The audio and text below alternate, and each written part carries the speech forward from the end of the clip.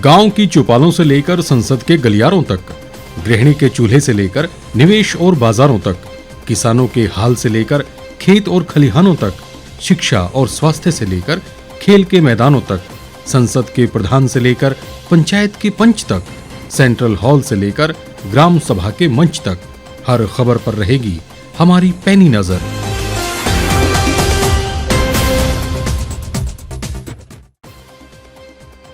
IGMC में vaccine का dry run.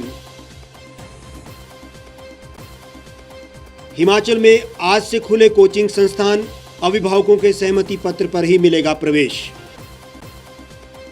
सरकारी होर्डिंग हटाए नगर निगम, डीसीसी ने सौंपा ज्ञापन, 24 घंटे का दिया अल्टीमेटम। कुफरी में बनेगा देश का पहला स्की पार्क, 1000 को मिलेगा रोजगार। केंद्र ने ठुकराया हिमाचल को 100 इलेक्ट्रिक बसें देने का प्रस्ताव। और पर्यटकों को लुभाने के लिए शिमला में तलाशे जा रहे हैं नए हेरिटेज और पर्यटन स्थल। नमस्कार, स्वागत है आपका the Reep Times news channel में। मैं हूं आपके साथ हेमराज चौहान। अब खबरें विस्तार से। आईजीएमसी के मेकशिफ्ट अस्पताल में शुक्रवार को वैक्सीन का ड्राई रन आयोजित किया गया। ड्राई रन इस बात को परखने के लिए आयोजित किया गया था कि वैक्सीन आने पर उसे लगाने को लेकर अस्पताल कितना तैयार है। आईजीएमसी में आयोजित ड्राई रन के दौरान मेडिकल स्टाफ पूरी तरह से मुस्तैद दिखा और उनकी तैयारियां भी पूरी दिखी। आईजीएमसी में हाल ही में मेकशिफ्ट अस्पताल बनकर तैयार हुआ है। शुक्रवार को यहां पर अस्पताल प्रशासन की ओर से कोरोना वैक्सीन को लेकर ड्राई रन का आयोजन किया गया। ये वैक्सीन लगाने से पूर्व एक तरह का ट्रायल था, जिसमें वैक्सीन लगाने की तैयारियों को जांचा गया। ड्राई रन के दौरान लोगों को अस्पताल पहुंचाने से लेकर उन्हें घर भेजने तक अपनाई जाने वाली प्रक्रियाओं का ट्रायल किया गया। बता दें कि भारत में कोरोना की 2 वैक्सीन को मंजूरी मिल चुकी है। सीरम इंस्टीट्यूट ऑफ इंडिया की कोविशील्ड और भारत बायोटेक की कोवैक्सीन को आपातकालीन इस्तेमाल की इजाज़त मिली है। कोरोना के टीके को मंजूरी मिलने के बाद देश अब टीकाकरण कार्यक्रम का इंतजार कर रहा है। स्वास्थ्य मंत्रालय के निर्देशों के अनुसार ड्राई रन में अस्पताल तक जाने, लोगों को बुलाने, फिर डोज देने की प्रक्रिया का पालन किया जाता है। मुख्य रूप से इसमें वैक्सीन के स्टोरेज, वितरण और टीकाकरण की तैयारियों को परखा जाता है। इसी तरह के ड्राई रन का आयोजन आईजीएमसी में भी किया गया। आईजीएमसी के एमएस डॉक्टर जनकराज ने बताया कि आईजीएमसी में कोरोना वैक्सीन को लेकर ड्राई रन का आयोजन किया गया और वैक्सीन लगाने को लेकर जानकारी दी गई। कोविड वैक्सीन जब यहाँ पर हमारे सब हेल्थ केयर वर्कर्स को लगनी है तो वो किस तरह लगानी है, क्या व्यवस्था रहेगी, किस तरह लोगों को जिनको सूचना प्रदान की जाएगी कि आपको वैक्सीन लगनी है, कैसे आप लोगों ने यहाँ आना है, एंट्री पे आप लोगों ने अपने डॉक्यूमेंटेशन चेक करवानी है और वैक्सीन लगने के दौरान आपको कुछ संभावित साइड इफ़ेक्ट है उसके बारे में जानकारी दी जाएगी। और उसके बाद यहाँ पर आधा घंटा जो है वो प्रत्येक लाभार्थी को इंतज़ार करना होगा ताकि किसी भी तरह के लक्षण जो है वो उसमें उत्पन्न हो तो उसका समय रहते ट्रीटमेंट किया जा सके। इस सारी व्यवस्था को देखने के लिए, जांचने के लिए इसका एक ट्रायल किया गया है आज, ताकि जब भी आने वाले समय में जिस भी दिन वैक्सीनेशन का ये शेड्यूल होगा उस दिन किसी भी तरह की कोई समस्या या जानकारी का अभाव ना रहे। हिमाचल में एक बार फिर कोचिंग संस्थानों को खोलने के आदेश जारी हो गए हैं। करीब 7.5 माह बाद हिमाचल में कोचिंग संस्थानों को खोल दिया गया है। हिमाचल सरकार ने संस्थान खोलने के लिए एसओपी जारी कर दिया है। अभिभावकों के सहमति पत्र पर ही विद्यार्थियों को कोचिंग संस्थान में प्रवेश मिलेगा। कोचिंग संस्थान के कमरे की क्षमता के 50% विद्यार्थी ही संचालक अब बिठा पाएंगे। सरकार की ओर से एसओपी के अनुसार थर्मल स्क्रीनिंग के बाद ही संस्थानों में प्रवेश दिया जाएगा। फेस मास्क पहनना शिक्षकों और अभिभावकों के लिए अनिवार्य रहेगा। इसके अलावा सैनिटाइजेशन का भी नियमित तौर पर बंदोबस्त करना होगा। संस्थान में सैनिटाइजर, हैंड वॉश और साबुन भी उपलब्ध करवाने होंगे। कोचिंग संस्थानों में नियमों का पालन देखने के लिए समय समय पर शिक्षा विभाग के अधिकारी निरीक्षण करेंगे। नियमों की अवहेलना पाए जाने पर कोचिंग संस्थान के संचालक के खिलाफ कार्रवाई की जाएगी। बीते वर्ष 2 नवंबर से सरकार ने कोचिंग संस्थान खोलने को मंजूरी दी थी। इस दौरान शिक्षण संस्थानों में कोरोना संक्रमण के कई मामले सामने आने के बाद 11 नवंबर को दोबारा से संस्थान बंद कर दिए गए थे। अब हिमाचल मंत्रिमंडल ने प्रतियोगी और बोर्ड परीक्षाओं की तैयारी में जुटे विद्यार्थियों के लिए दोबारा से कोचिंग संस्थान खोल दिए हैं। शिक्षा विभाग भी इस बार किसी भी तरह की लापरवाही बरतने के मूड में नहीं है। अतिरिक्त निदेशक कॉलेज डॉक्टर प्रमोद चौहान ने कहा कि संस्थान खोलने को लेकर एसओपी जारी कर दी गई है। हिमाचल प्रदेश सरकार ने शिक्षा विभाग ने कल जारी कर दी थी ये इंस्ट्रक्शंस और हम डायरेक्टरेट की तरफ से भी फील्ड को आज इंस्ट्रक्शन इशू करने जा रहे हैं कि अभी जो कैबिनेट ने डिसीजन दिया था, जो कोचिंग इंस्टीट्यूट्स हैं, private coaching institutes Himachal Pradesh में, इनको खोलने की इजाज़त दे दी गई है। और जो ministry of education government of India द्वारा एक इंस्ट्रक्शन पहले भी एसओपी जारी की गई थी, उसी के तहत सभी जितने भी प्राइवेट कोचिंग इंस्टीट्यूट्स हैं उनको उन एसओपी को फॉलो करना होगा। जो कैपेसिटी है एक कोचिंग इंस्टीट्यूट की, उसमें 50% की स्ट्रेंथ तक अलाउ किया है गवर्नमेंट ने।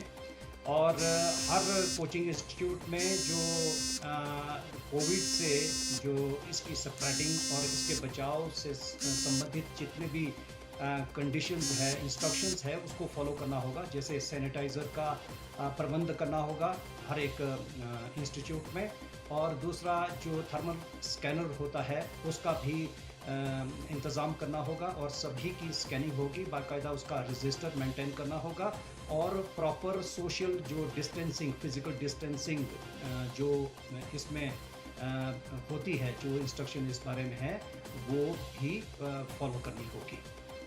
शिमला हेरिटेज एरिया में होर्डिंग लगाने को लेकर जिला कांग्रेस कमेटी की ओर से नगर निगम आयुक्त को ज्ञापन सौंपा गया और विरोध दर्ज करवाया गया।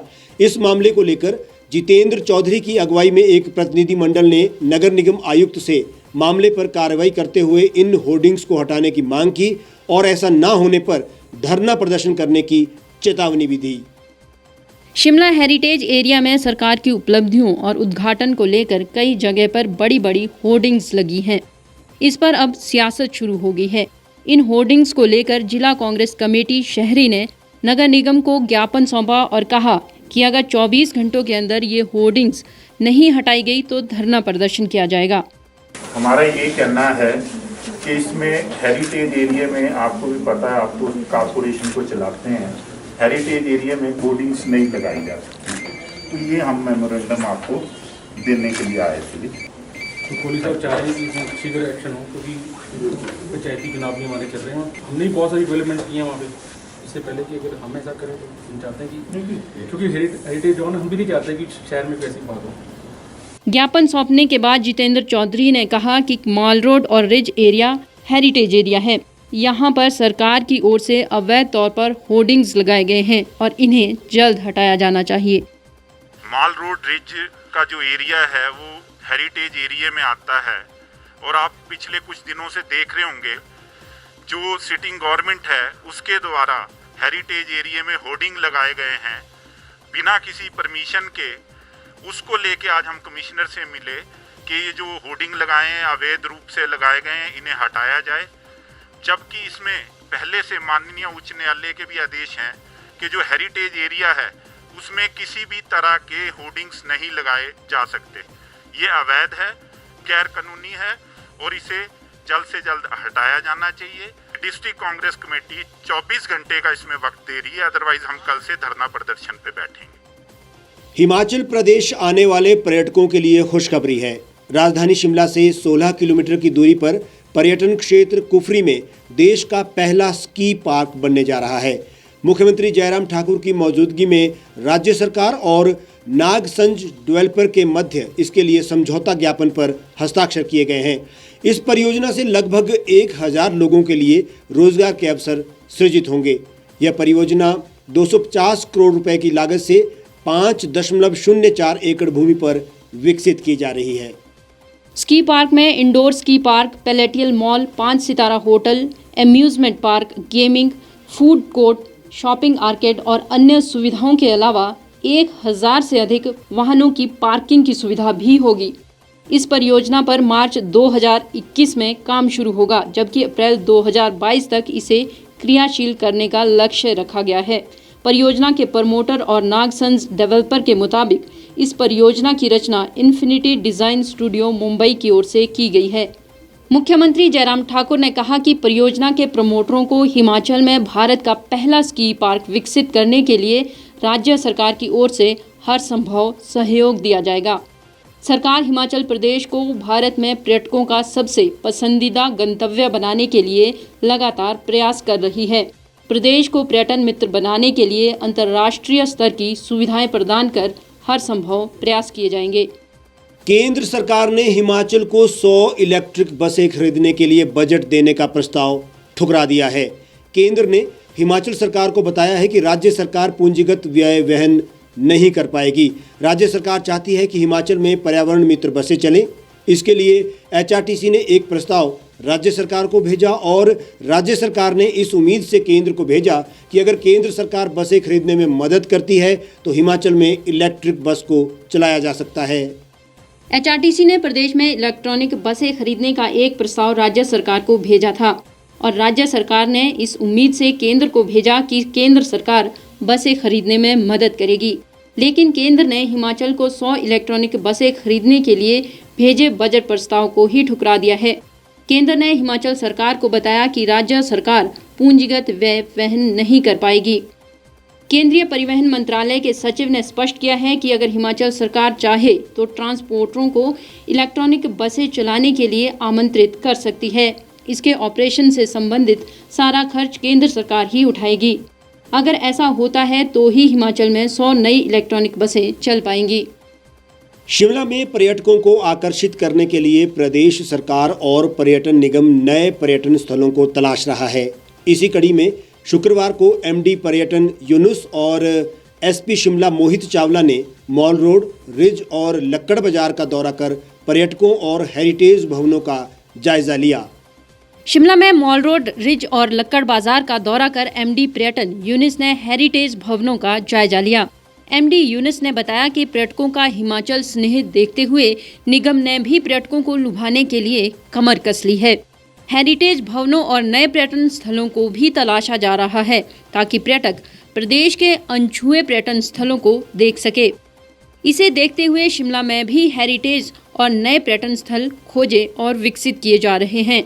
हिमाचल में चाहे नेशनल है या इंटरनेशनल लेवल की मैं बात करूँ टूरिस्ट की, नवंबर के बाद काफ़ी बूस्ट हुआ है और अब कंटिन्यूटी में टूरिस्ट आ रहे हैं। कोविड-19 का जो प्रोटोकॉल है उसको तो इंश्योर कर ही रहे हैं इम्प्लीमेंटेशन में। मेन हमारा यहाँ पे टूरिज्म सेक्टर है हिमाचल में और ऐसे में हमारा भी दायित्व बनता है कि इस तरह के इंफ्रास्ट्रक्चर को टूरिज्म प्रमोशन के लिए हमें इम्प्रूव करना चाहिए। तो हम इसी विषय को लेकर आज हम जॉइंट विजिट कर रहे हैं। कुछ एक हमारे यहाँ पे हेरिटेज स्ट्रक्चर है, उनका स्कोप डिफाइन करके उसका खाका बना के उसको जल्द हम धरातल पर उतारेंगे ताकि टूरिस्ट कोई भी मॉल रोड या उसके आसपास आता है तो उसको किसी भी तरह की दिक्कत ना है, आपत्ति ना हो।